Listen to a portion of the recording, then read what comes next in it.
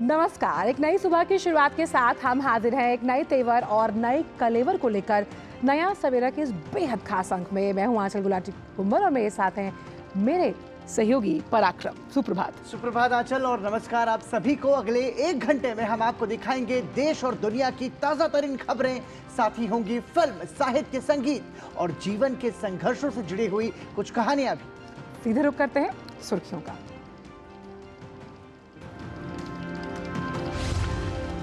उपराष्ट्रपति आज भारतीय गणतंत्र के 75वें वर्ष के उपलक्ष्य में हमारा संविधान हमारा सम्मान अभियान का करेंगे उद्घाटन। भारत के संविधान में निहित सिद्धांतों के प्रति हमारी सामूहिक प्रतिबद्धता की पुष्टि करना है अभियान का उद्देश्य। अयोध्या धाम में अब तक लाखों श्रद्धालुओं ने किए अपने रामलला के दर्शन। जय श्री राम के जयकारों से गुंजायमान अवधपुरी में सुरक्षा के पुख्ता इंतजाम।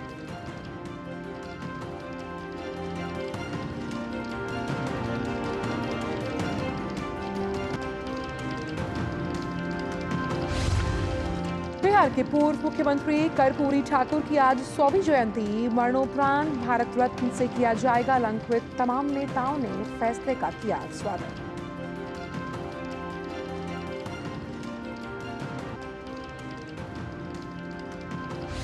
भारत दौरे पर आए संयुक्त राष्ट्र महासभा के अध्यक्ष डेनिस फ्रांसिस आज नई दिल्ली में राष्ट्रपति और विदेश मंत्री से करेंगे मुलाकात।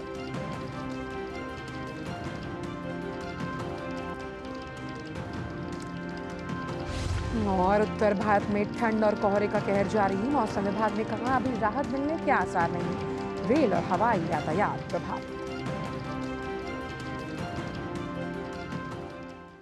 और आइए नया सवेरा में सबसे पहले देखते हैं देश भर से जुड़ी कुछ खास खबरें।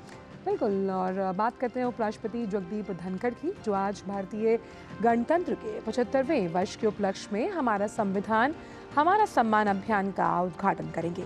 1 वर्ष तक चलने वाले इस अभियान के माध्यम से हर नागरिक को विभिन्न माध्यमों में इसमें शामिल होने का अवसर मिलेगा और ये उन्हें देश की लोकतांत्रिक यात्रा में सार्थक रूप से योगदान करने में सशक्त बनाएगा।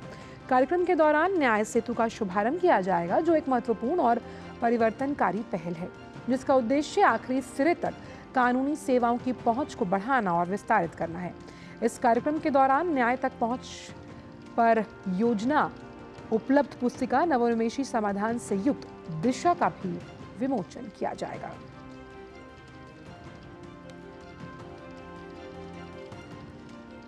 अयोध्या धाम में श्री राम मंदिर लोगों के लिए खुलने के बाद अब तक लाखों श्रद्धालुओं ने दर्शन कर लिए हैं। अयोध्या में भक्तों की भारी भीड़ देखी जा रही है। अवधपुरी राममय हो गई है। देश विदेश से भक्तों के आने का सिलसिला भी शुरू हो गया है।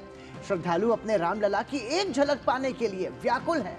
जय श्री राम की उद्घोष से गुंजायमान अवधपुरी में सुरक्षा व्यवस्था के पुख्ता इंतजाम किए गए हैं। कल मुख्यमंत्री योगी आदित्यनाथ ने अयोध्या में श्री राम जन्मभूमि मंदिर परिसर का हवाई सर्वेक्षण भी किया।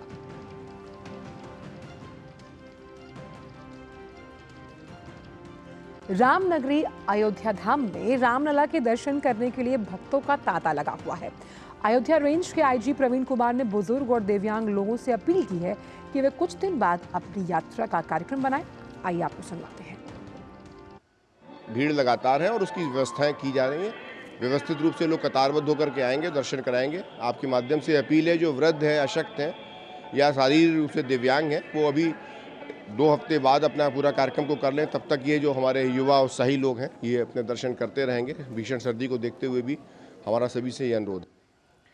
रामलला विराजमान हो गए हैं। साथ ही श्री राम मंदिर में रामलला की पूजा का विधान तय हो गया है। मंदिर में दर्शन के समय और भोग आरती के बारे में राम मंदिर के मुख्य पुजारी सत्येंद्र दास महाराज से खास बातचीत की हमारे संवाददाता शैलेंद्र मिश्र ने।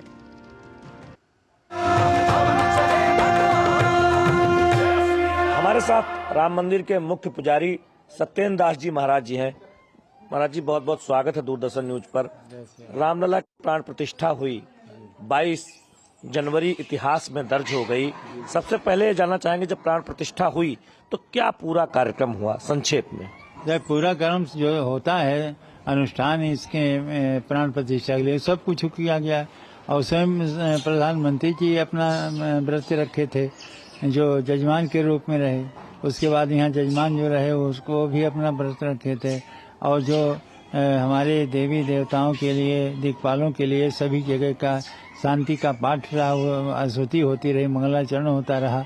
ये सारे कार्य जो हैं वो ये 16 से लेकर के और 22 तक चले और 22 में समाप्त हो गया और प्राण प्रतिष्ठा हो गई, रामलला विराजमान हो गए। 23 जनवरी से मंदिर खोल दिया गया आम जनों के लिए। सुबह से हम देख रहे हैं कि भारी भीड़ है। अब क्या नई प्रक्रिया रहेगी कि दिन में कितनी बार पूजा होगी, कब कब खुलेगा मंदिर? जितनी होगी होती, 5 प्रकार की आरतियाँ, पूजा जितना है, भोग जितना लगना सब लगता रहेगा। उसमें कोई हाँ समय कम लगेगा तो थोड़े में ही उसको लगी। जो प्रक्रिया है सब होती रहेगी। और रामलला के लिए जो भोग का है, जो आरती है 5 प्रकार की, वो सब होगी।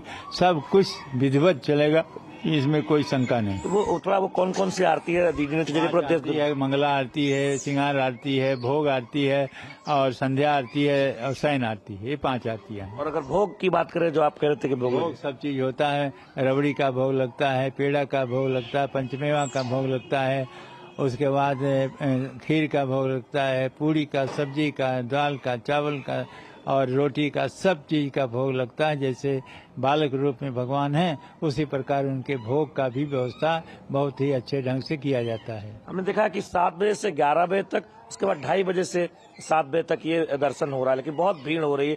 तो क्या इसमें भी कोई बदलाव की बात है या फिर? कोई बदलाव नहीं है। आज भक्तों के उत्साह को देख करके जो छुट्टी किया जाता, शयन किया जाता, 12 बजे से छोड़ दिया गया और 7 बजे से 6:30 बजे से जो प्रारंभ हुआ दर्शन, वो अभी तक लगातार चलता है और चल रहा है और चलेगा ये रात 9 बजे तक। क्या ये रोज इस तरह रहेगा या आगे क्या व्यवस्था रहेगी? क्योंकि देख करके यदि ऐसे रहें, कल भी रहेंगे तो चलेगा, और नहीं तो विश्राम की जो समय है वो 12 बजे से 2 बजे तक, 2 बजे के बाद फिर खुलेगा और उसके बाद में पूरा लगातार 9 बजे तक चलता रहेगा।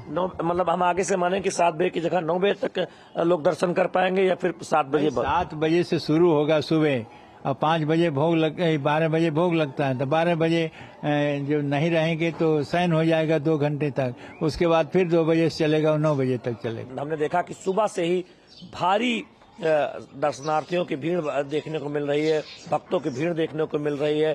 और उसके चलते जो बीच में एक समय के लिए दर्शन बंद किया जाता है, उसमें भी एक तरह से कटौती की गई और जरूरत पड़ी तो लगातार ये कोशिश की जाएगी कि ज़्यादा से ज़्यादा जो भक्त है वो रामलला के दर्शन कर सकें, और इस बात की पूरी तैयारी की गई है। बहुत बहुत धन्यवाद हमसे बातचीत करने के लिए। कैमरामैन अनिल के साथ शैलेंद्र मिश्र, DD न्यूज, अयोध्या। तो रामलला विराजमान के साथ ही पूरा भारत राममय हो गया है और अयोध्या धाम की जो ताज़ा तस्वीर है, वहां किस तरीके का माहौल है, इस पर बातचीत करने के लिए सीधे अवधपुरी से हमारे साथ जुड़ रहे हैं हमारे सहयोगी शैलेंद्र मिश्र। शैलेंद्र, जय श्री राम। और समझना चाहेंगे आपसे कि कैसा माहौल है अयोध्या का, ये जो सुप्रभात है, ये जो सूर्योदय है, ये अयोध्या नगरी का कैसा है? देखिए, हमने देखा था कि कल जब पहला दिन था भारी भीड़ उमड़ी थी और उसके बाद जब कुछ व्यवस्था में बदलाव किया गया है और यहाँ पर इस वक्त आप देखिए ये मुख्य गेट है, गेट नंबर 1 बोल सकते हैं इसे, सुग्रीव किला के सामने जी। यहाँ पर अब कतारबद्ध तरीके से सुचारू तरीके से दर्शन के लिए जो दर्शनार्थी है, जो भक्त है, वो आपको जाते हुए नजर आएंगे।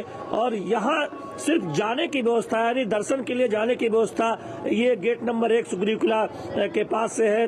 और बाहर आने के लिए अब गेट नंबर 3 निर्धारित कर दिया गया और इसीलिए लगातार ये कहा जा रहा है जो दर्शनार्थी है, भक्त है, कि अपना कोई सामान यहाँ छोड़ के न जाए, क्योंकि इस गेट से उनकी वापसी नहीं होगी, वापसी गेट नंबर 3 से होगी। तो एक पूरी व्यवस्था आज हम एक तरह से देख रहे हैं, उसमें एक बदलाव किया गया है जिससे ज्यादा सुचारू तरीके से दर्शन हो सके। और ये लंबी कतार आप देख रहे हैं लगातार यहाँ आपको जाते हुए दिखाई दे रहे हैं। जो भक्तगण है वो उनकी एक लंबी कतार बहुत दूर से आते हुए दिखाई दे रही रही है और ये राम मंदिर के अंदर जा रहे हैं दर्शन के लिए। तो एक पूरी व्यवस्था में आज हम बदलाव भी देख रहे हैं जिससे ज्यादा बेहतर तरीके से दर्शन हो सके। और अपने कैमरामैन से कहेंगे कि वो अंदर दिखाएं कि किस तरह से इस कतारबद्ध तरीके से जो दर्शन की पूरी प्रक्रिया है उसमें लोग एक तरह से देखें, बहुत सहूलियत उनको हो रही है। आप अंदर जरा हमारे कैमरामैन दिखाएंगे कि किस तरह से लोग सुचारू तरीके से जा रहे हैं। जी शैलेंद्र, बिल्कुल हम देख सकते हैं कि कतारबद्ध तरीके से जो आमजन है वो रामलला के दर्शन के लिए वहां पर पहुंच रहे हैं। मेरा सवाल लेकिन आपसे ये है कि हमेशा ये कहा जाता है कि भज राम, क्योंकि राम से बड़ा राम का नाम जो है उसे माना गया है। ऐसे में ये भी खबर है कि जब से रामलला वहाँ विराजमान हुए हैं, प्राण प्रतिष्ठा हुई है, अब कुछ दिनों बाद उन्हें दिव्य स्नान करवाया जाएगा। उस प्रक्रिया के बारे में हम चाहते हैं कि आप थोड़ी जानकारी हमें दीजिए। देखिए, हम जानते हैं कि हर दिन भगवान राम के वस्त्र दिन के लिहाज से बदलने की एक पूरी परंपरा है और उसके लिए एक विशेष तौर पर उनके वस्त्र भी तैयार किए गए हैं। पीला वस्त्र पहनाया जाएगा, लाल वस्त्र पहनाया जाएगा, इस तरह से अलग अलग दिन वस्त्र पहनाए जाएंगे और उस लिहाज से एक पूरी प्रक्रिया पर आगे बढ़ाया जाएगा। ये जानकारी हमें जब सत्येंद्र दास जो मुख्य पुजारी है उन्होंने दी, तो निश्चित तौर पर उन्होंने बताया कि जो विधि विधान से जो पूरी प्रक्रिया है उसका पालन करते हुए ही दरअसल ये पूरी प्रक्रिया को आगे बढ़ाया जाएगा। इस वक्त निश्चित तौर पर सभी को इस बात को लेकर कल एक तरह से उत्सुकता थी कि क्या जो समय है उसको लेकर क्या कोई बदलाव किया जाएगा। जो मुख्य पुजारी उन्होंने बहुत स्पष्ट तौर पर कहा कि फिलहाल रात 9 बजे तक दर्शन की व्यवस्था की गई है, बीच में थोड़ा विराम दिया गया है। साथ ही आप शैलेंद्र, क्योंकि वहां पर अयोध्या नगरी को पर्यटन के लिहाज से भी हम देख रहे हैं विकसित किया गया है, एक नया युग हम कह सकते हैं अयोध्या वासियों के लिए। आपने वहाँ लोगों से बात की होगी, खास तौर पर जो दुकानदार हैं, जो विक्रेता हैं, जो मंदिर के आसपास हैं, किस तरह का बदलाव वो आने वाले समय में देखते हैं। और अभी हम देख रहे हैं कि जिस तरह से श्रद्धालु हजारों की संख्या में वहाँ दर्शन करने पहुँच रहे हैं। देखिए, निश्चित तौर पर अकल्पनीय बदलाव है जिसकी कल्पना अयोध्या वासियों ने कभी नहीं की थी और जो लोग अयोध्या आ रहे हैं उन्होंने भी ये कल्पना नहीं की थी कि इस तरह से अयोध्या का कायाकल्प होगा। हम देख रहे हैं कि अलग अलग राज्यों से एक तरह से उनके भवन बनाने पर विचार हो रहा है, सेंटर्स बन रहे हैं, सड़कें तो पहले चौड़ी हो ही गई है, सुंदरीकरण हुआ ही है, साफ सफाई की व्यवस्था तो हम जानते हैं कि जो स्वच्छता कर्मी है वो दिन रात लगे हुए हैं जिससे कि किसी को कोई दिक्कत ना हो, वो व्यवस्था तो की जा रही है। लेकिन पूरे एक बुनियादी ढांचे में भी एक बहुत बड़ा बदलाव है, क्योंकि सभी को पता है कि विश्व के एक बड़े केंद्र के तौर पर अयोध्या पर्यटन के लिहाज से, धार्मिक पर्यटन के लिहाज से उभर रही है। तो ऐसे में निश्चित तौर पर उस लिहाज से जो बुनियादी ढांचा होना चाहिए, जो सैकड़ों होटल होने चाहिए, वो हम देख रहे हैं कि अयोध्या के आसपास हाईवे पर खुलते नजर आ रहे हैं। इसके साथ ही साथ जो आधुनिक सुविधाएं, सरयू घाट पर हम देख रहे हैं कि सोलर बोट चलाई गई है, नॉर्मल जो बोट है वो भी चलाई गई है, घाटों का सुंदरीकरण किया गया है, मठ और मंदिरों में तो हम एक तरह से विशेष उत्साह देख ही रहे हैं। जी शैलेंद्र, इसके साथ साथ हम चाहेंगे कि यदि आप कुछ दर्शकों से बात कर पाए कि कैसा महसूस कर रहे हैं वो भी हमें सुनवाइएगा। लेकिन एक सवाल ये भी है कि ये पुलिस की तरफ से ये एडवाइजरी जारी की गई है कि जो बुजुर्ग हैं और जो दिव्यांग हैं वो फिलहाल कम से कम 1 या 2 हफ्ते रुक करके अयोध्या का रुख करें। तो जिस तरीके की भीड़ इस वक्त है उस लिहाज से ये जो सलाह है ये कितनी महत्वपूर्ण है, खासतौर से हमारे डीडी न्यूज़ के दर्शकों के लिए? देखिए, निश्चित तौर पर कल बहुत भारी भीड़ उमड़ी थी और ये महसूस किया गया कि जो बुजुर्ग हैं, जो दिव्यांग हैं, वो थोड़ा सा रुक सकते हैं, क्योंकि धैर्य रखें, सभी को दर्शन मिलेगा। और प्रशासन की तरफ से ये अपील भी की गई कि सभी को दर्शन मिलेगा, तो ऐसे में कोई जल्दबाजी न करे। क्या कहना है, बताइए, आप लोग दर्शन के लिए जा रहे हैं? दर्शन के लिए जा रहे हैं जी। हमारी 500 साल की मनोकामना आज पूरी हो रही है जाकर। तो 500 साल से जो इंतजार था हमें, तो रामलला जी अपने घर पे आएंगे। हर साल हम आते थे, उनको टेंट में देखते थे तो बहुत मन विभोर हो जाता था। आज कहाँ से आए? हम दिल्ली से। आप दर्शन के लिए जा रहे हैं, व्यवस्था ठीक है सब? हाँ जी बहुत बढ़िया। अभी दर्शन देखो अंदर जाके कैसे भगवान जी के दर्शन। क्या भाव मन में है? मन में यही भाव है कि राम जी को देखे जाकर। हम बहुत टाइम से इंतजार कर रहे थे। आप कुछ कहना चाहेंगे? गलत। आप लोग युवा हैं, कहाँ से आए? रोहतक से, हरियाणा।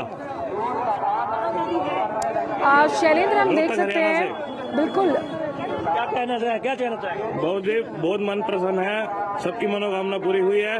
राम जी यहाँ पर पहले भी थे पर मंदिर अब बना है, बस बहुत खुश है। क्या बोलना है?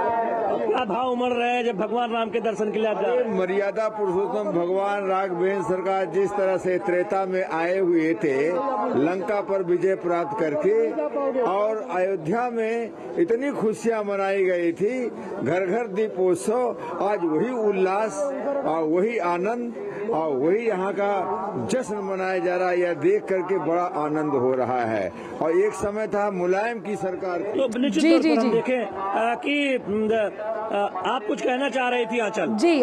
शैलेंद्र, ये तो राम भक्त सनातनियों और यहाँ कहीं पूरे विश्व के वो राम हैं, सबके राम हैं। और सवाल मेरा यही है कि जब पहली बार रामलला का मुख हम सब ने देखा, अश्रुधारा लोगों की आंखों से बह निकली। इसलिए जो ये बात प्रधानमंत्री हमेशा से कहते हैं कि राम सबके हैं, हर राज्य से यहाँ लोग आ रहे हैं, ये बात कहीं ना कहीं फलीभूत होती हुई नजर आती है। देखिए, राष्ट्रपति द्रौपदी मुर्मू ने एक पत्र लिखा था रामलला की प्राण प्रतिष्ठा के लिए। प्रधानमंत्री जब अयोध्या आने वाले थे उससे ठीक एक दिन पहले, और उन्होंने उस पत्र में बहुत महत्वपूर्ण बातें कही थी। उसका जवाब देते हुए कल प्रधानमंत्री ने ये कहा कि राम दरअसल प्रेरणा के स्रोत है, और केंद्र सरकार जो तमाम कल्याणकारी योजनाओं को जिस तरह से लागू कर रही है, उसकी प्रेरणा के स्रोत एक तरह से भगवान राम है। और हम जानते हैं कि जो सबके साथ सबका विकास, सबका विश्वास और सबका प्रयास की परिकल्पना पर मोदी सरकार आगे चल रही है, वो भी एक तरह से देखें उसके ऊर्जा के स्रोत भगवान राम है। और दरअसल ये दिखाता है कि कैसे पिछले एक दशक में 25 करोड़ से ज्यादा लोगों को गरीबी रेखा से निकाला गया है, गरीबी से मुक्ति दिलाई गई है। तो इन सब का जिक्र करते हुए भगवान राम की जो महत्ता है, किस तरह से वो करोड़ों भारतीयों के लिए ऊर्जा के स्रोत है, किस तरह से युवाओं के लिए विकसित भारत के संकल्प में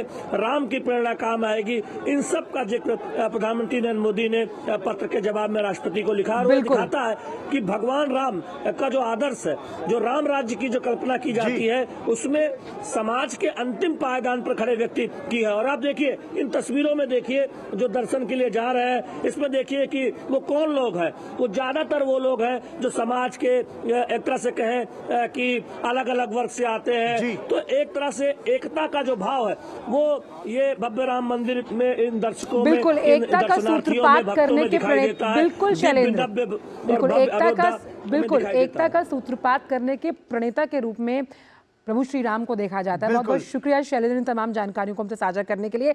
इसीलिए प्रधानमंत्री ने कहा कि प्रभु श्री राम विधि है, विधान है, वो ऊर्जा है, वो समस्या नहीं समाधान। बिल्कुल। और आंचल, जो तस्वीरें हमने देखी, ऐसा लग रहा था जैसे अवधपुरी में त्रेता युग उतर आया हो। तो ये बहुत ही उत्साह और आस्था का संगम हम देख रहे हैं। इसी के साथ फिलहाल हम रुक रहे हैं एक छोटे से ब्रेक के लिए। बने रहिए हमारे साथ। ये नया भारत है, कभी हंसता कभी हंसाता है, हिसाब का पक्का है। जियो पेपर प्राप्त हुए। इस भारत की अलग ही पहचान है। जुड़े नए भारत से, जियो भारत से। NPS is a mode of creating post-retirement corpus having two basic characters in it with its hand: disciplined saving and vigilant investment.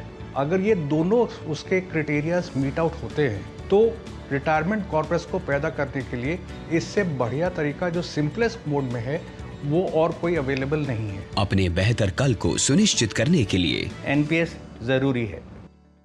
TB हारेगा, देश जीतेगा। कितने हसीन सपने हैं इन नन्ही आंखों में, चेहरे पे वो मुस्कान, खुला आसमान और उसमें उड़ती पतंग। इस पतंग को नहीं कटने देंगे हम, इस मुस्कान को एक खुशी बनाएंगे हम।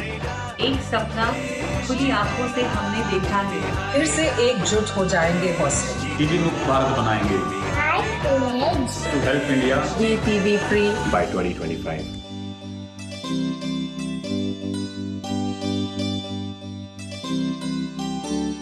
टीबी हारेगा, देश जीतेगा। मोदी सरकार की गारंटी, सबका अपने पक्के घर का सपना होगा पूरा। 4 करोड़ पक्के घरों का निर्माण, हमारा संकल्प विकसित भारत।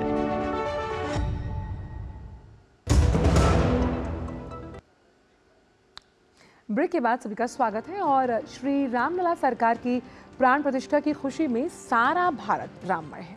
हर कोई अपने तरीके से प्रभु श्री राम के प्रति अपने भाव प्रकट कर रहा है। और ऐसे में एक 12 साल की बिटिया ने अपने हाथों से राम मंदिर की सुंदर प्रतिकृति बनाकर अपने भाव व्यक्त किए हैं।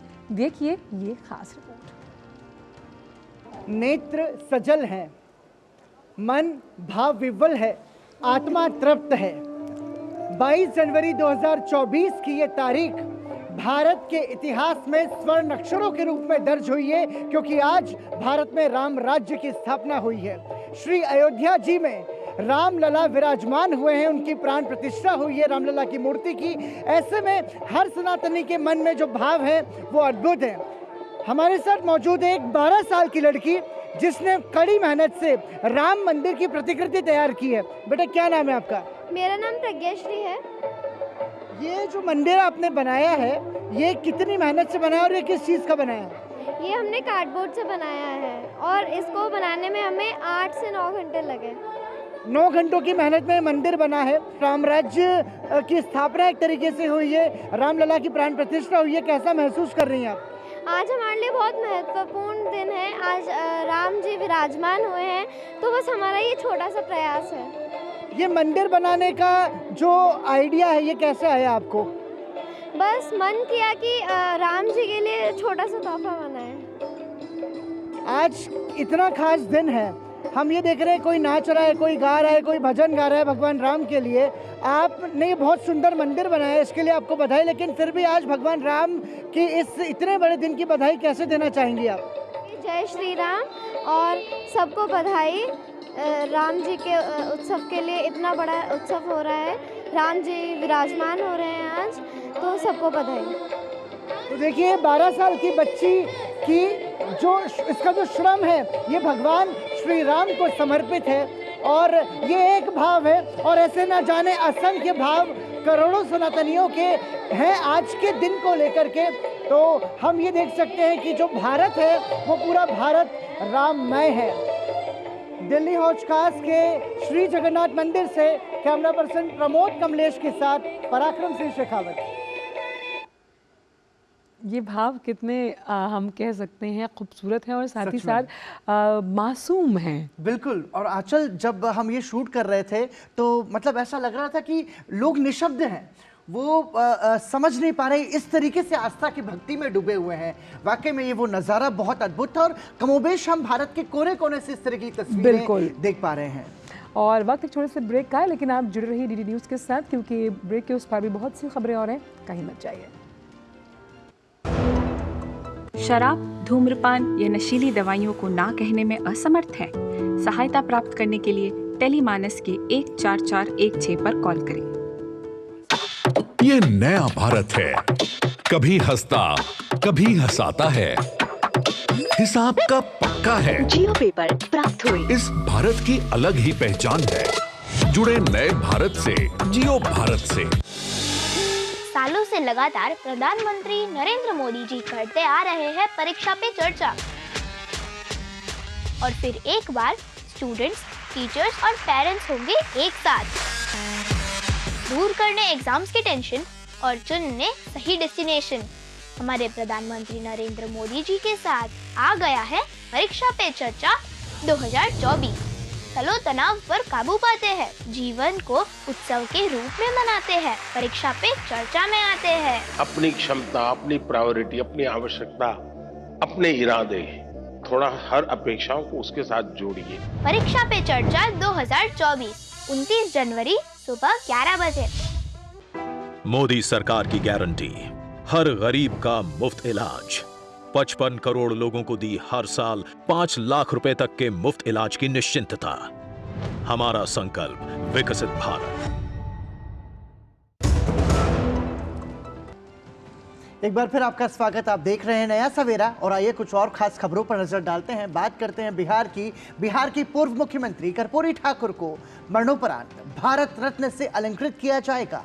राष्ट्रपति भवन ने एक विज्ञप्ति में ये जानकारी दी है। कर्पूरी ठाकुर की आज 100वीं जयंती है। कर्पूरी ठाकुर एक जाने माने समाजवादी नेता थे।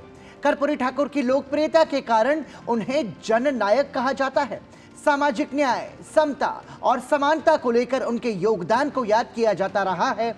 कर्पूरी ठाकुर 22 दिसंबर 1970 से 2 जून 1971 और 24 जून 1977 से 21 अप्रैल 1979 के दौरान 2 बार बिहार के मुख्यमंत्री रहे। कर्पूरी ठाकुर का जन्म 24 जनवरी 1924 को समस्तीपुर के पितौंजिया अब कर्पूरी ग्राम में हुआ था। मैट्रिक पास करने के बाद स्वतंत्रता आंदोलन में कर्पूरी ठाकुर कूद पड़े थे। इसके बाद उन्होंने समाजवाद का रास्ता चुना और 1942 में गांधी के असहयोग आंदोलन का हिस्सा भी बने। इसके चलते उन्हें जेल में भी रहना पड़ा। 1952 की पहली विधानसभा में चुनाव जीतने के बाद कर्पूरी ठाकुर बिहार विधानसभा का चुनाव कभी नहीं हारे। 1967 में पहली बार उप मुख्यमंत्री बनने पर उन्होंने राज्य में अंग्रेजी की अनिवार्यता को खत्म कर दिया। कर्पूरी ठाकुर 1971 में पहली बार मुख्यमंत्री बनने के बाद किसानों को बड़ी राहत देते हुए उन्होंने गैर लाभकारी जमीन पर मालगुजारी टैक्स को बंद कर दिया। मुख्यमंत्री रहते हुए कर्पूरी ठाकुर ने राज्य के सभी विभागों में हिंदी में काम करने की अनिवार्यता का नियम लागू कर दिया था। प्रधानमंत्री ने कर्पूरी ठाकुर को भारत रत्न दिए जाने पर खुशी व्यक्त की है। प्रधानमंत्री ने सोशल मीडिया साइट एक्स पर लिखा, मुझे खुशी है कि भारत सरकार ने सामाजिक न्याय के प्रतीक महान जननायक कर्पूरी ठाकुर जी को भारत रत्न से सम्मानित करने का निर्णय लिया है और वो भी ऐसे समय में जब हम उनकी जन्मशती मना रहे हैं। ये प्रतिष्ठित सम्मान हाशिए पर पड़े लोगों के लिए एक चैंपियन और समानता और सशक्तिकरण के समर्थक के रूप में उनके स्थायी प्रयासों का एक प्रमाण है। दलितों के उत्थान के लिए उनकी अटूट प्रतिबद्धता और उनके दूरदर्शी नेतृत्व ने भारत के सामाजिक राजनीतिक ताने बाने पर एक अमिट छाप छोड़ी है। ये पुरस्कार न केवल उनके उल्लेखनीय योगदान का सम्मान करता है बल्कि हमें एक अधिक न्यायपूर्ण और न्याय संगत समाज बनाने के उनके मिशन को जारी रखने के लिए भी प्रेरित करता है। और हमारे 2 संवाददाता हमारे साथ जुड़े हैं। सलमान हैदर जुड़े हुए हैं पटना से और विनोद मिश्रा जी जुड़े हुए हैं नई दिल्ली से। विनोद मिश्रा जी, पहले आपके पास आना चाहूँगी। सामाजिक समरसता के प्रणेता के रूप में कर्पूरी ठाकुर को जाना जाता है और एक जननायक के तौर पर आज जिस तरह से भारत रत्न के इस रत्न से उन्हें अलंकृत किया जाएगा तो ये सरकार की उस सोच को कहीं ना कहीं आगे लेकर जाता है, जब खास तौर पर ऐसे नायक जो कहीं गुमनाम थे उन्हें पहचान आज दी जा रही है। देखिए, आज कर्पूरी जी का जन्मदिन है जी, और आप कह सकते हैं कि कर्पूरी जी के 100 साल का जो ये जन्मदिन है जी, वो जन्मदिन बिहार के लोगों के लिए, मैं कर्पूरी जी के इलाके से ही आता हूं, मेरे जैसे लोगों के लिए कितना ये खुशी का और कितना आप ये समझते हैं कि महत्वपूर्ण दिन है उनके लिए कि आज बिहार को एक पहचान मिली है। बिहार के उस गरीब तबके के लोगों को पहचान मिली है। मेरे जैसे वो पिछड़े जो मिथिला का इलाका है जहां से कर्पूरी जी आते हैं उसकी पहचान मिली है कि कर्पूरी ठाकुर आज भारत रत्न को उनका ये पुरस्कार मिला है। कर्पूरी ठाकुर भारत रत्न गुदरी के लाल बने, गुदरी के लाल भी भारत रत्न बन सकते हैं, ये भारत सरकार ने दिखाया है। जी। आज प्राइम मिनिस्टर मोदी ने एक आलेख लिखा है, सुबह सुबह मैं उनका आलेख पढ़ रहा था। इतना भावुक और इतना उनका जो आलेख में उन्होंने इस बात को दर्शाया है कि कर्पूरी ठाकुर के व्यक्तिगत जीवन से उनके जीवन पे कितना प्रभाव पड़ा है, यह बताते हुए प्राइम मिनिस्टर मोदी लिखते हैं कि कर्पूरी ठाकुर वो जीवन जिया है सादगी का, उच्च आदर्शों का। वो जीवन शायद ही आज के दौर में कोई समाजवाद का या कुछ जो लोग हैं जो नेतृत्व करने वाले लोग हैं उनके आदर्शों में कभी शामिल होते हैं। देखिए, कर्पूरी ठाकुर को जानने के लिए कम से कम उनके व्यक्तित्व और उनके जीवन को समझने के लिए जरूरी है कि कर्पूरी एक आदर्श थे। एक गरीब परिवार से जन्म लेने वाला आदमी चीफ मिनिस्टर बनता है, लेकिन अपने साथ में अगर आप देखिए कि वो उसके चादर पे कभी कोई दाग नहीं लगता है। कर्पूरी जी चीफ मिनिस्टर रहने के बाद भी उनको अपना जो झोपड़ी था वो पक्का मकान नहीं बन पाया। प्राइम मिनिस्टर मोदी ये अपने आलेख में उसका जिक्र करते हुए लिखते हैं कि कर्पूरी जी से व्यक्तिगत उनसे मुलाकात नहीं हुई थी, लेकिन कर्पूरी जी के जीवन और आदर्शों को लेकर जितना उनको समझा, ये इस समझ की बात है, इस बात को समझने की जरूरत है शेखावत जी कि प्रधानमंत्री मोदी जिस बैकग्राउंड से आते हैं उसी बैकग्राउंड से कर्पूरी ठाकुर आते हैं, और जीवन के आदर्शों को लेके जो प्राइम मिनिस्टर मोदी का संकल्प है, गरीबों का उत्थान, गरीबों को मुख्य धारा में लाने और उसी की संकल्पना को साकार करता हुआ ये फैसला भी है। बिल्कुल, एक बार रुक करेंगे हमारे सहयोगी सलमान हैदर का, जो कि पटना में मौजूद हैं। देखिए, जैसा कि जिक्र अभी यहाँ पर विनोद जी ने भी किया, सलमान, समाजवाद के बहुत बड़े नेता रहे कर्पूरी ठाकुर। पटना में किस तरीके का माहौल है इतनी बड़ी खबर मिलने के बाद? देखिए पराक्रम, जब शाम को ये खबर आई कि कर्पूरी जी को उनकी 100वीं जयंती पर भारत रत्न से सम्मानित किया जा रहा है, तो हर वर्ग में, समाज के हर वर्ग में बहुत ही ज्यादा खुशी का माहौल पैदा हो गया। और एक दिन पहले ही, जैसा कि हम जानते हैं कि राम मंदिर में प्राण प्रतिष्ठा का भी एक मौका आया, जो बहुत बड़ी खुशी थी। और उस पर जो शायद उस समय जो पटाखे बचे रह गए थे वो कल छोड़े गए हैं। और भारतीय जनता पार्टी के कार्यालय जब हम लोग गए तो वहां एक ऐसा माहौल था कि कोई उत्सव हो रहा है। वहां भी पटाखे खूब फोड़े गए और लोगों ने खुशी का इजहार किया। दरअसल ये जो बड़ा ऐतिहासिक रहा है, क्योंकि पिछले 3 दशकों से अधिक समय से लोग यहाँ के, और इसमें कोई पॉलिटिकल पार्टी नहीं, जनता मांग करती रही थी कि उन्हें सर्वोच्च नागरिक सम्मान कर्पूरी जी को दिया जाना चाहिए, कि क्योंकि उन्होंने कई तरह के इतिहास लिखे। एक तो अंग्रेजी दास्ता से मुक्ति का संग्राम जो उन्होंने किया वो किया ही, साथ ही अंग्रेजी से मुक्ति बिहार को दिलाने में, जो कि अनिवार्य भाषा थी उस समय। एंग्लिसाइज थे लोग अंग्रेजीदां थे यहाँ पर, और हिंदी को अनिवार्य करके उन्होंने एक नया अध्याय लिखा। साथ ही साथ पहले नॉन कांग्रेस, गैर कांग्रेसी एक मुख्यमंत्री होने का गौरव प्राप्त किया। बहुत दिन नहीं रहे वो, पहली बार करीब 6-7 महीने के लिए और दूसरी बार 2 साल के लिए। बहुत अहम आपने बातें बताई सलमान और विनोद मिश्रा जी की जिस तरह से हम खासतौर पर अपनी ही भाषा के सम्मान की बात करते हैं, एक लाइब्रेरियन के तौर पर वो समझे कि शिक्षा का महत्व क्या है और कैसे समाज को जब हम सशक्त बनाते हैं तो देश यानी राष्ट्र का निर्माण होता है। बहुत बहुत शुक्रिया आप दोनों का। ही समय हमारे पास कम है, लेकिन आगे भी बुलेटिन्स में हम इस पूरी खबर पर चर्चा करते रहेंगे। बहुत बहुत शुक्रिया आप दोनों का इन तमाम बातों को हमसे साझा करने के लिए। तो बहुत अहम है कि जब हम उस जन नायक को वो सम्मान जिसका वो हकदार है वो देते हैं, और ये बहुत बड़ा संदेश समाज को भी जाता है कि जो समाज के दलित, पिछड़े, उपेक्षित लोग हैं वो भी मुख्य धारा में आकर के एक केंद्र बिंदु बन सकते हैं और वो सम्मान उन्हें मिल सकता है। क्योंकि उसके बिना जिस सर्वांगीण विकास की हम बात करते हैं, राष्ट्र की आत्मनिर्भरता की हम बात करते हैं, हम बात करते हैं उन नए संकल्पों की, उन 5 प्रणों की जो प्रधानमंत्री ने लिए हैं, वो पूरे नहीं हो सकते। बिल्कुल ठीक है। और आइए आगे बढ़ने से पहले एक बार फिर नजर डालते हैं सुर्खियों पर।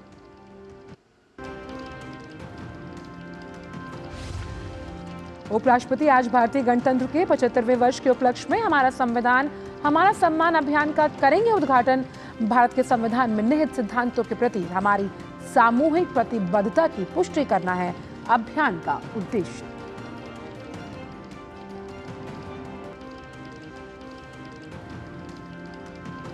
श्री अयोध्या धाम में अब तक लाखों श्रद्धालुओं ने किए अपने रामलला के दर्शन। जय श्री राम के जयकारों से गुंजायमान अवधपुरी में सुरक्षा के पुख्ता इंतजाम।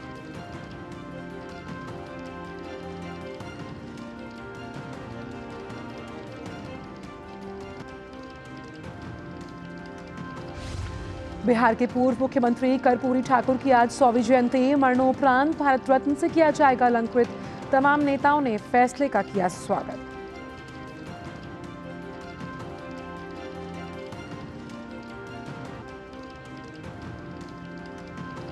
भारत दौरे पर आए संयुक्त राष्ट्र महासभा के अध्यक्ष डेनिस फ्रांसिस आज नई दिल्ली में राष्ट्रपति और विदेश मंत्री से करेंगे मुलाकात।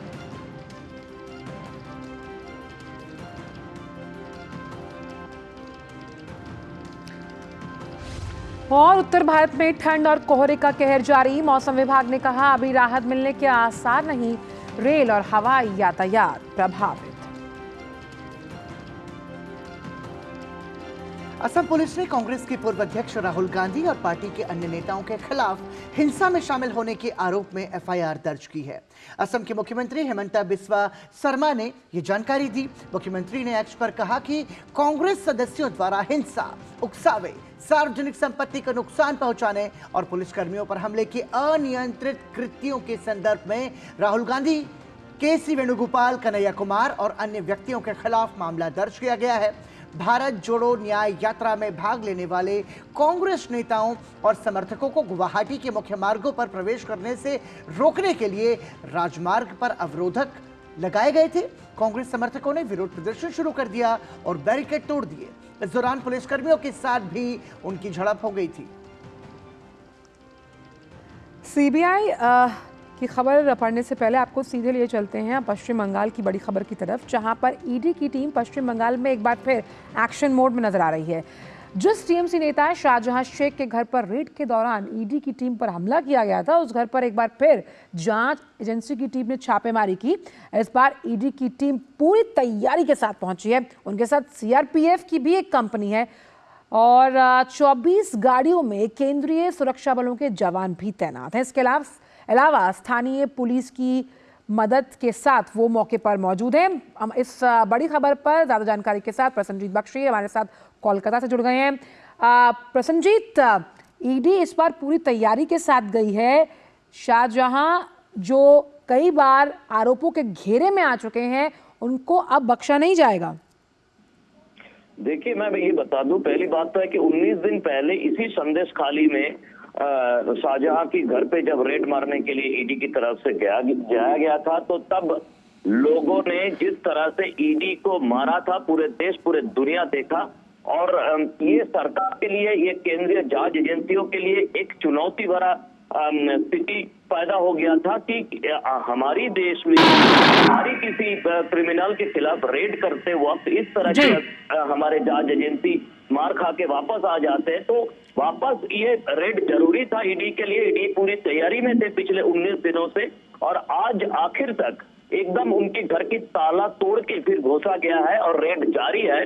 और पूरी तरह से जैसे आपने बताई कि तैयारी लेके गया है, और जो लोकल पुलिस स्टेशन है उनको रखा गया है, लेकिन वो सिर्फ वहाँ पे लॉ एंड ऑर्डर को संभालने के लिए ये रेड जारी है आंचल अभी। और लेकिन ये शाहजहां अभी भी फरार है। शाहजहां अभी फरार है। तो ये सबसे अहम बात यहाँ पर ये है कि इस पूरे मामले में हर बार ममता सरकार को कटघरे में खड़ा किया गया, लेकिन जिस तरह से ईडी अब एक्शन प्लान में नजर आ रही है, एक्शन मोड में नजर आ रही है, जो मनी ट्रेल है उसको लेकर किस तरह से परतें खुलती हुई नजर आएंगी, क्योंकि ये बहुत बड़ा घोटाला है। और इसके साथ साथ प्रसन्नजीत, ये भी हम समझना चाहेंगे कि ममता बनर्जी पर भी आरोप लगे हैं कि हो सकता है कि शाहजहां को संरक्षण वो खुद दे रही हो।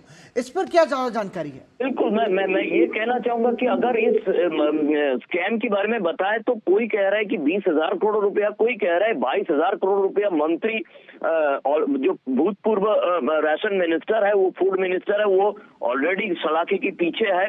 तो हम किसी को समझ में नहीं आ रहा है कि कितने हजार करोड़ रुपया की ये घोटाला है, और जिसमें chief minister, home minister Mamata Banerjee, Trinamool Congress leader Mamata Banerjee बारी बारी में इस शेख शाहजहां के बारे में अपना जो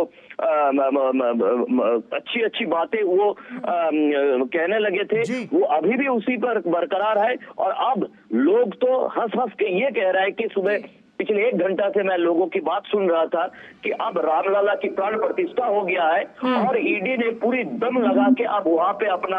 प्रसन्नजीत, एक चीज और समझना चाहेंगे, अगर पश्चिम बंगाल में जिस तरह से सरकार काम कर रही है, आधे मंत्री तो आरोपों में घिरे हुए हैं, वहाँ काम कैसे होता है? खासतौर पर आम जनता के लिए जो तमाम योजनाएं केंद्र सरकार बनाती है वो वहां तक पहुंचती नहीं। और खास तौर पर अगर ये देखा जाए कि जिस वादे के साथ टीएमसी दोबारा सरकार में आई थी कि वो लोगों की भलाई के लिए काम करेगी, लोगों के उत्थान के लिए काम किया जाएगा, ऐसा तो कुछ वहां नजर नहीं आ रहा। बिल्कुल नहीं। एक ऐसा प्रदेश है जहां पे केंद्र की जो शासक दल है उनकी प्रेसिडेंट जेपी नड्डा सुरक्षित नहीं है। देश की एमओएस होम वो सुरक्षित नहीं है, निश्चित प्रामाणिक देश में देश की राज एजेंसियां ईडी सुरक्षित नहीं है।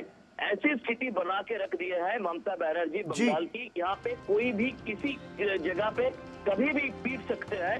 और जब इस स्थिति की खिलाफ कोई आवाज उठाने की कोशिश करता है तो ममता बनर्जी की तरफ से बताया जा रहा है कि आप जानबूझ के बंगाल को बदनाम कर रहे हैं।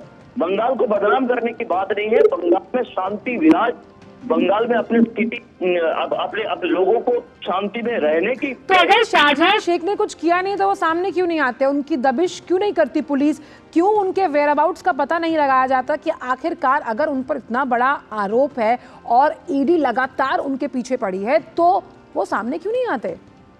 आपके सवाल के बीच में काट के मैं घुसना चाहूंगा कि ये ममता बनर्जी को प्रशासन को पूरी तरह से ये सरकारी तौर पर बोलना नहीं चाहिए, लेकिन एक पत्रकार के हिसाब से मैं बताऊंगा कि शेख शाहजहां कहाँ है। ये डीजीपी राजीव कुमार को पता नहीं है, ये हो ही नहीं सकता, ये को पता नहीं है, हो ही नहीं सकता। लेकिन अगर शेख शाहजहां सामने आ जाए, वो ईडी की कब्जे में आ जाए तो ये पूरे सरकार, ये सरकार की चीफ मिनिस्टर, ये सरकार की होम मिनिस्टर के ऊपर जिस तरह से आरोप लगा है वो आरोप का खुलासा हो जाएगा। इसीलिए शेख शाहजहां को प्रोटेक्शन देना ये डीजीपी राजीव कुमार की काम है। मैं डीजीपी राजीव कुमार की बात इसीलिए कह रहा हूँ कि ये वो डीजीपी है जिनके खिलाफ सीबीआई का केस दर्ज है सुप्रीम कोर्ट में। सीबीआई से बचाने के लिए ममता बनर्जी धर्मतला पर धरने पर बैठ गई थी और उसी राजीव कुमार को फिर वापस डीजीपी बना दिया गया है और वो राजीव कुमार शेख शाहजहां को प्रोटेक्शन में रखे हैं। ये लोगों का आरोप है, ये सब के लोगों का आरोप है। लेकिन प्रसेनजीत, इन सब के बीच में घोटाला सामने आया है और ऐसे में ममता बनर्जी और जो पश्चिम बंगाल पुलिस है उस पर जब सवालिया निशान उठ रहे हैं तो हम ये कह सकते हैं कि पश्चिम बंगाल की जो जनता है उसे समझ में आ रहा है कि क्या हेरफेर है और कौन किसे बचा रहा है।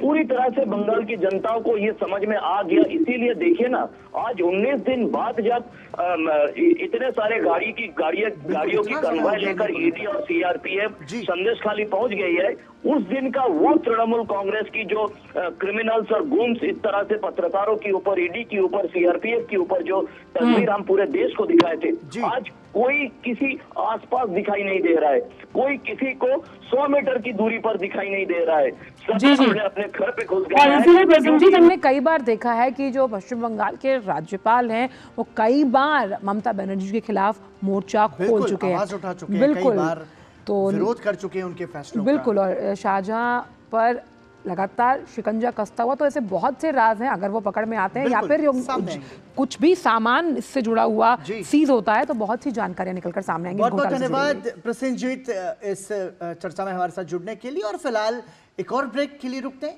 बने रहिए नया सवेरा के साथ।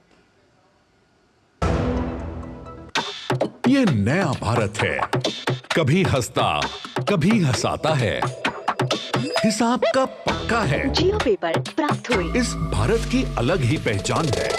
जुड़े नए भारत से, जियो भारत से। रिटायरमेंट पे कोई सोचता ही नहीं है, सोचता कभी 50 की उम्र में आकर। और एक ऐसा तबका जो रिटायरमेंट के बारे में आज भी बिल्कुल नहीं सोचता वो है औरतें। औरतें कमा के भी वनरेबल हैं, पैसा कमाती हैं, घर पे दे देती हैं और एक एक रुपए को मांगती हैं। सो एनपीएस एक इक्वालिटी ला रहा है कि भाई चाहे वो आदमी है, चाहे वो औरत है, चाहे वो ट्रांसजेंडर है, चाहे वो अदर जेंडर है, हम सब एक बराबर प्लेटफॉर्म पे हैं। अपने बेहतर कल को सुनिश्चित करने के लिए एनपीएस जरूरी है।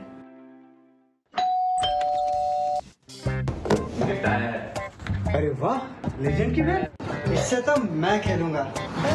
Future batting legend bat. इसमें जिसका नाम लिखा है बैट उसी को मिलेगी। अरे यार, देखा, अगर इस पे मेरा नाम नहीं लिखा होता तो कितनी दिक्कत हो जाती। इसलिए आरबीआई कहता है बैंक अकाउंट हो या बैंक लॉकर, उसमें नॉमिनी का नाम जरूर दर्ज करें ताकि आपकी जमा पूंजी उसी को मिले जिसे आपने नामित किया है। आरबीआई कहता है जानकार बनिए, सतर्क रहिए। ब्रेक के बाद सभी का स्वागत है और अब बारी हमारे खास सेगमेंट अखबारों की सुर्खियों की।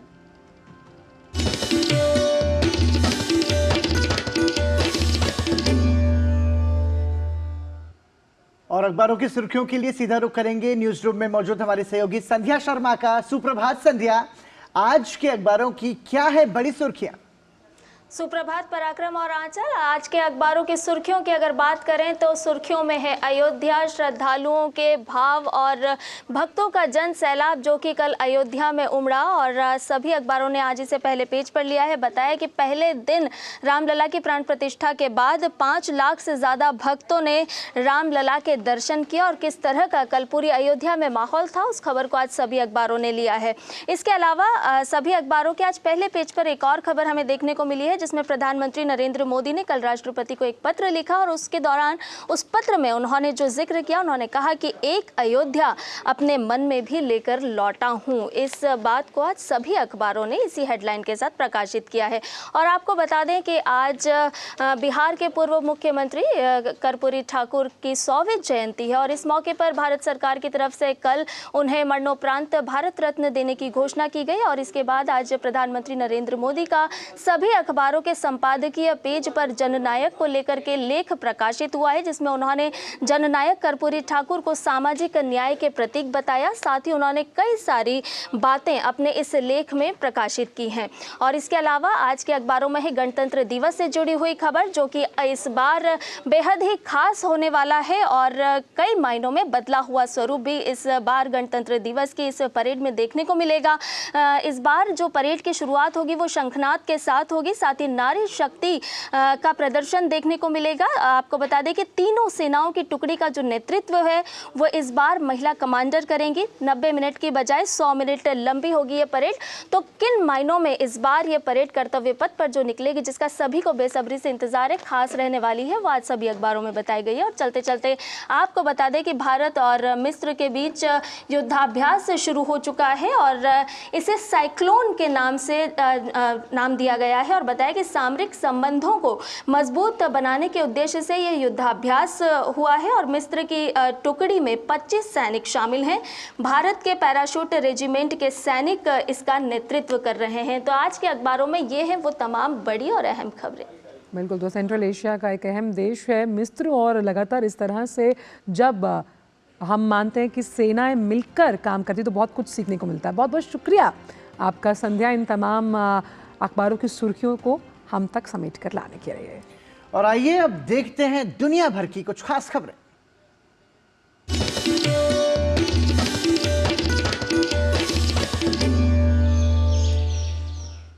तुर्की की संसद ने स्वीडन की नाटो सदस्यता को मंजूरी दे दी है। इससे स्वीडन का नाटो में शामिल होने का रास्ता लगभग साफ हो गया है। तुर्की की संसद में 346 सदस्यों में से 287 ने स्वीडन को नाटो में शामिल करने के पक्ष में मतदान किया, जबकि 55 सांसदों ने इसका विरोध किया। स्वीडन के विदेश मंत्री टोबियास बिलस्ट्रॉम ने तुर्की का आभार जताया है। वर्ष 2022 में रूस द्वारा यूक्रेन पर आक्रमण करने के बाद स्वीडन और फिनलैंड ने पश्चिमी सैन्य गठबंधन में शामिल होने के लिए आवेदन किया था। इस पर तुर्की ने स्वीडन पर कुछ आतंकी समूहों का संरक्षण देने का आरोप लगाते हुए उसके प्रस्ताव पर आपत्ति जताई थी, लेकिन पिछले महीने तुर्की की संसदीय समिति ने स्वीडन के आवेदन को मंजूरी दे दी थी। नाटो महासचिव जेंस स्टोल्टनबर्ग ने तुर्की के कदम का स्वागत किया और कहा कि वो हंगरी से भी उम्मीद करते हैं कि वो जल्द से जल्द अपनी मंजूरी दे। बात दक्षिण कोरिया की, जहां एक बार फिर दावा किया गया कि उत्तर कोरिया ने अपने पश्चिमी तट से समुद्र की ओर आज कई क्रूज मिसाइल्स दागी हैं। दक्षिण कोरिया के जॉइंट चीफ ऑफ स्टाफ ने दावा करते हुए अपने बयान में कहा कि दक्षिण कोरियाई और अमेरिकी खुफिया एजेंसी उत्तर कोरिया द्वारा दागी गई इन मिसाइल्स का विश्लेषण कर रही है।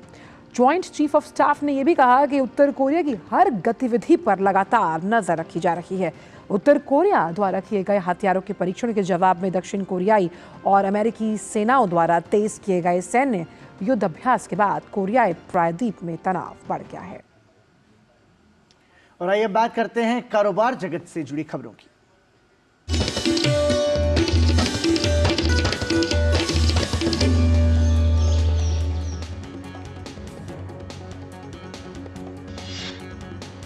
केंद्र सरकार अगले 5 साल में पर्वतमाला परियोजना के तहत 12,000 किलोमीटर से अधिक की लंबाई वाले रोपवे के लिए 400 से अधिक परियोजनाओं को विकसित करने की बना रही है योजना। रतन इंडिया पावर का दिसंबर तिमाही का एकीकृत शुद्ध घाटा बढ़कर 587 करोड़ रुपए हो गया। कंपनी द्वारा जारी एक आधिकारिक बयान में इस बात की जानकारी दी गई। भारतीय एयरटेल ने वर्ष 2015 की नीलामी में मिले स्पेक्ट्रम से संबंधित स्थगित देनदारियों में से दूरसंचार विभाग को 8,325 करोड़ रुपए का भुगतान समय से पहले कर दिया। Bharat innovative glass technologies private limited ने तमिलनाडु में 1,003 करोड़ रुपयों की लागत से एक नई सुविधा स्थापित करने का फैसला किया।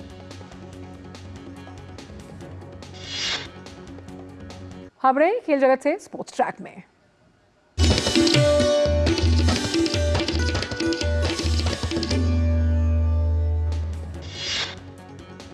आज से इंडोनेशिया मास्टर्स 2024 बैडमिंटन टूर्नामेंट की शुरुआत हो रही है। भारत के star shuttler HS. Prannoy Indonesia masters में भारतीय दल की अगुवाई करेंगे। तमिलनाडु में चल रही खेलो इंडिया यूथ गेम्स 2023 में युवा खिलाड़ियों का शानदार प्रदर्शन जारी। इस मल्टी स्पोर्ट्स इवेंट में महाराष्ट्र के खिलाड़ी अब तक 11 स्वर्ण पदक जीतकर शीर्ष स्थान पर काबिज। एएफसी एशियन कप में भारतीय फुटबॉल टीम को सीरिया के हाथों 0-1 के अंतर से हार का सामना करना पड़ा। मैच में एकमात्र गोल सीरिया की ओर से उमर खरबीन ने किया। आईसीसी ने साल 2023 की सर्वश्रेष्ठ वनडे टीम की कर दी है घोषणा। आईसीसी ने इस टीम में कमान रोहित शर्मा को सौंपी। वहीं ऑस्ट्रेलिया को विश्व विजेता बनाने वाले कप्तान पैट कमिंस को टीम में नहीं मिली जगह। चेल्सी ने ईएफएल कप के फाइनल में प्रवेश कर लिया। टूर्नामेंट के सेमीफाइनल के दूसरे लेग में चेल्सी ने मिडलस्ब्रा को 6-1 से हराकर खिताबी मैच में प्रवेश किया। बात ग्लैमर वर्ल्ड से फटाफट अंदाज में।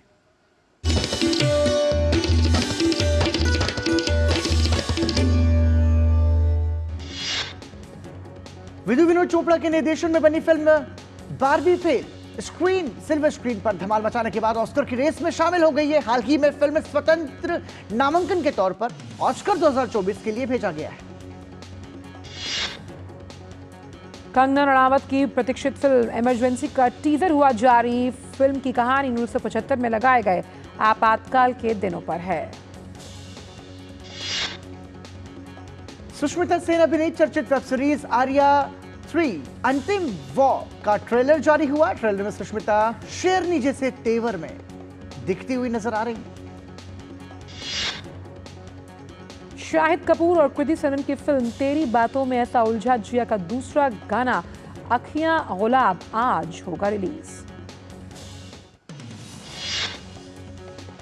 फिल्म निर्माता जैकी भगनानी और अपनी प्रेमिका रकुलप्रीत सिंह के साथ शादी रचाने जा रहे हैं। दोनों 22 फरवरी को गोवा में 7 फेरे लेंगे। Akshay Kumar tiger Shroff starrer film बड़े मियां छोटे मियां का अक्षय ने किया नया पोस्टर शेयर। पोस्टर में दोनों दमदार एक्शन करते हुए आए नजर। अभिनेत्री नम्रता शेठ बहुत जल्द वेब सीरीज कर्मा कॉलिंग में दमदार भूमिका निभाती हुई नजर आएंगी। सीरीज में नम्रता और रवीना टंडन के किरदार के बीच जबरदस्त भिड़ंत देखने को मिलने वाली। रणबीर कपूर की फिल्म एनिमल को आखिरकार ओटीटी प्लेटफॉर्म पर अब आने का मौका मिला। फिल्म को गणतंत्र दिवस के मौके पर नेटफ्लिक्स पर किया जाएगा रिलीज। फिल्म हनुमान की सफलता से उत्साहित होकर निर्माताओं ने इसके दूसरे पार्ट जय हनुमान का ऐलान किया। फिल्म निर्माताओं ने अयोध्या में संपन्न हुए भगवान श्री राम के प्राण प्रतिष्ठा समारोह के शुभ अवसर पर की ये घोषणा। और हॉलीवुड के मशहूर निर्देशक नॉर्मन जिफ्सन का 97 साल की उम्र में हुआ निधन। नॉर्मन को आजीवन उपलब्धि के लिए वर्ष 1999 में अकादमी पुरस्कार से नवाजा गया था। और आइए नया सवेरा में अब बात कर लेते हैं आंचल मौसम से जुड़ी हुई।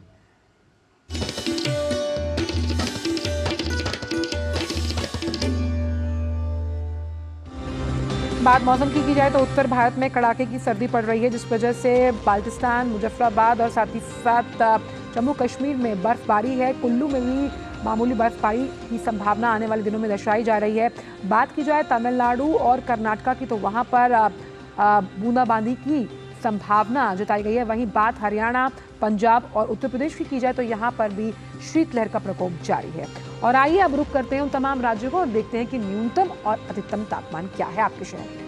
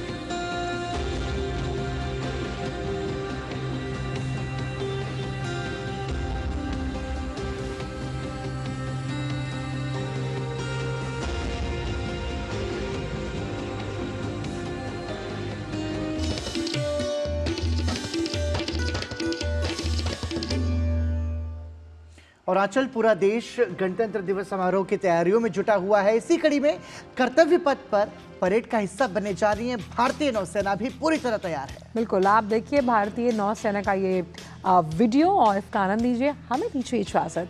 नमस्कार।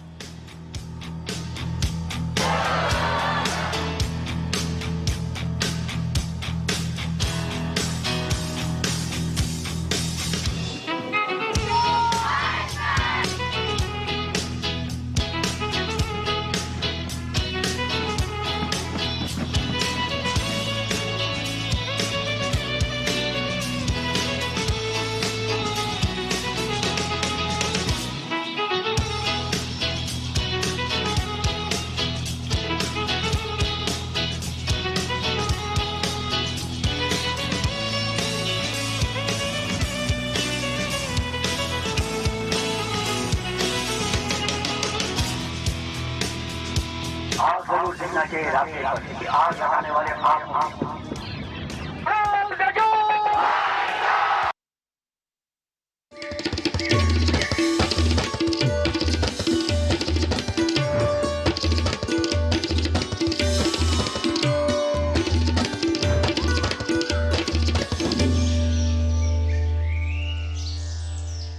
नया सवेरा के प्रायोजक थे वंडर सीमेंट इस्तेमाल कीजिए।